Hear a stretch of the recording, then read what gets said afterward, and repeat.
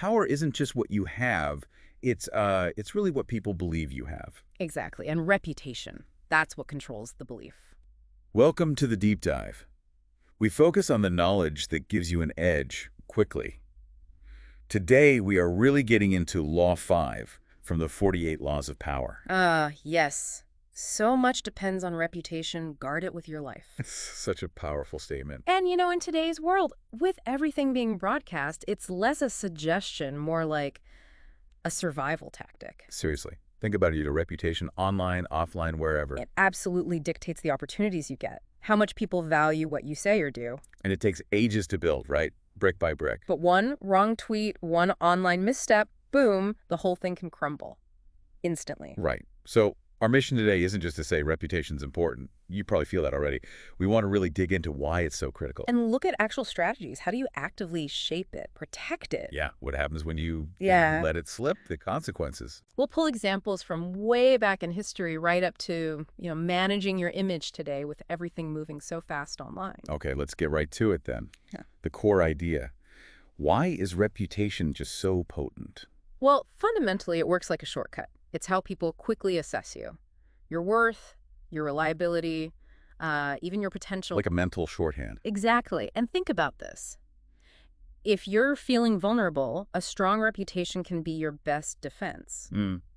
But if you're powerful, a damaged reputation, that becomes your weak spot. It can erode everything from the inside. That makes sense. It's like you could have all the skills, all the resources. But if people don't trust the name attached, it just doesn't land the same way. Yeah, the source puts it really well. Reputation is the armor you wear before you walk into any room. And the shield that speaks when you say nothing?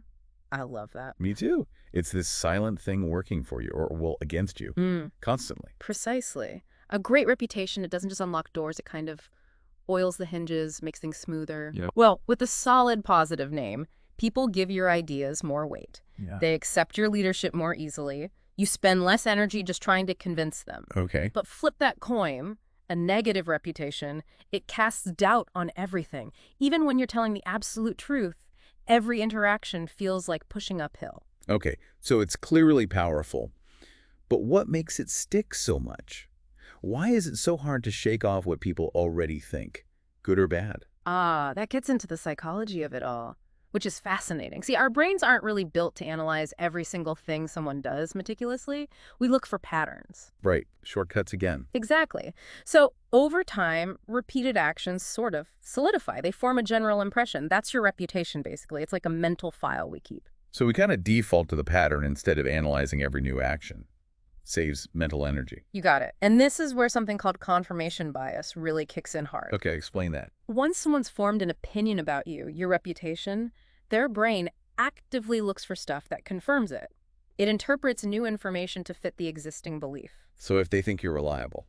A small slip-up might just be seen as, oh, that's unusual, an anomaly. But if they already think you're flaky. That same slip-up, it just proves them right. It reinforces their negative view, makes the story stronger in their head. Wow.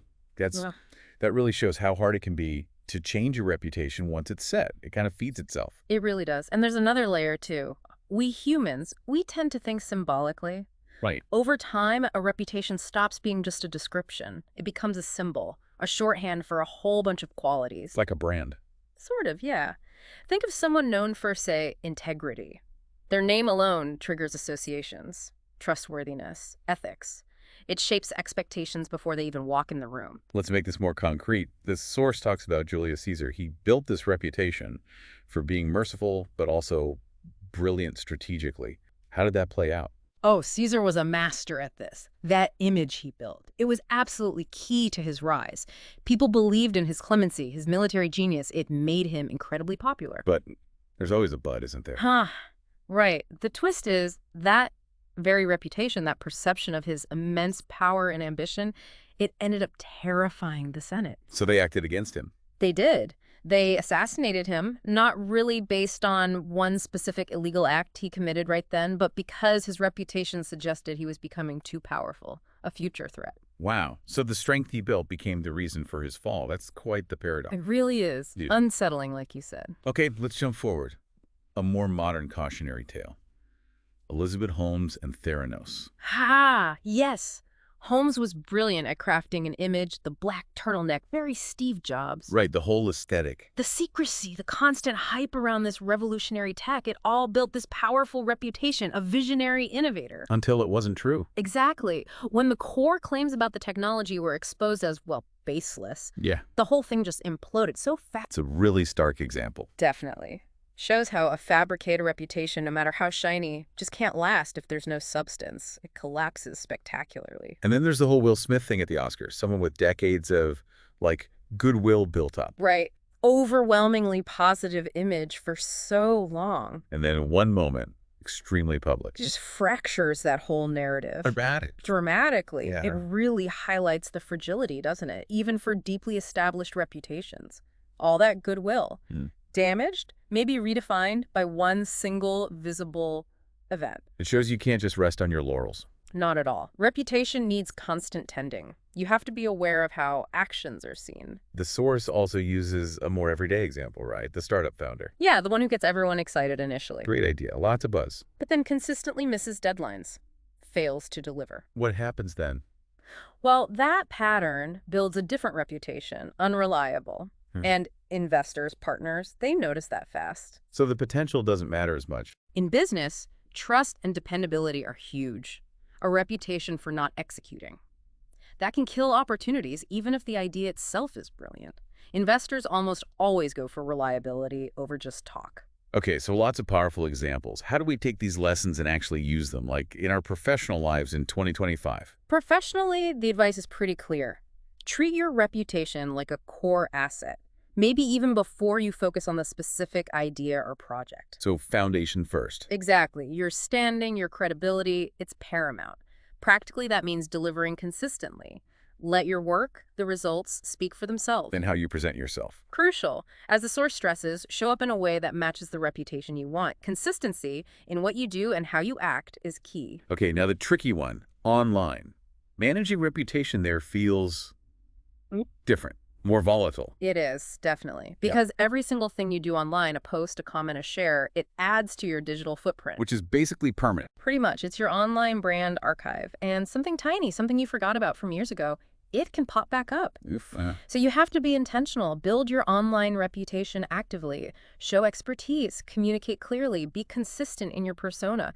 Because online, context gets lost easily and things can blow up fast. And what about when you're dealing with businesses? Partnerships?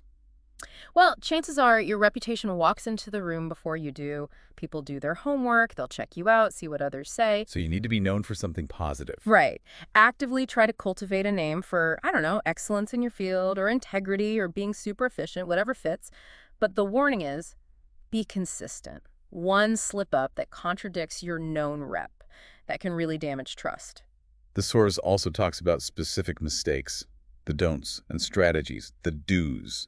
Let's hit the don'ts first. What should we absolutely avoid? Okay, big one. Don't get complacent just because you've had past success. Reputation needs ongoing work. It's not a one-and-done thing. Makes sense. What else? Don't let other people control your story. If there's misinformation out there or people are twisting things, don't just let it sit. You need to correct the narrative carefully. And the third big don't. Don't panic if your reputation takes a hit. Reacting emotionally, lashing out, it almost always makes things worse. Knee-jerk reactions are usually bad. Okay, so avoid complacency, letting others define you, and panicking. What about the do's? What proactive steps can we take? Well, cultivating reputation allies is smart.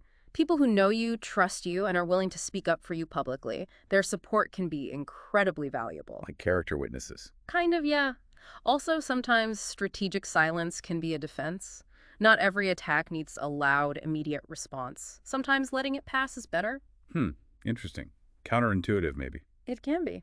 And maybe the most important do, if you do mess up, if your reputation is damaged, take swift, visible, corrective action. Show you're accountable. Show you're serious about fixing it. It really feels like the digital age has just put reputation on steroids while also making it more fragile. No question. We're at a point where pretty much everyone has a public image, famous or not.